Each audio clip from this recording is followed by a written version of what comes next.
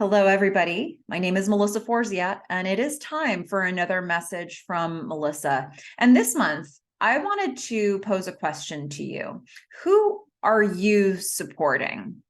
And, this is the type of question that we might not often be thinking about. You might think about it in terms of, who can get me closer to my own goal? Who can I approach? Who can help me in some way? I think the next level of elevated thinking there is, who can I approach where we can help each other? How can we support each other on the way to each of our goals, even if we're supporting each other in the same way or different ways? How can we both advance from a connection or an alliance or a partnership or just doing good deeds back and forth?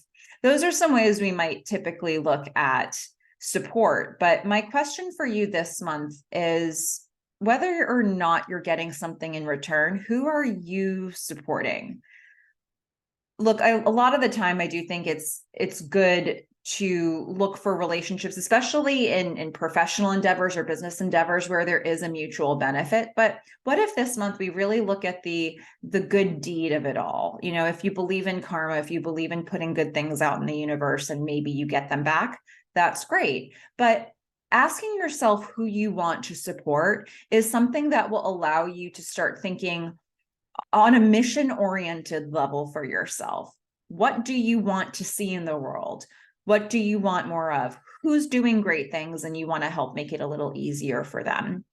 I had an opportunity this month to examine that a little more closely for myself with a client, a client that's working on a project, and there's one person on the team who was very likely to be standing on her own with just her own voice. And I sat with that for a moment and thought about times when I've been in that position and how lonely it felt. And I thought, you know what, this person's doing really good work. I want to support their goal. I want to support them, and I want them to succeed in this project. And I think that that's not at odds with the project itself going well.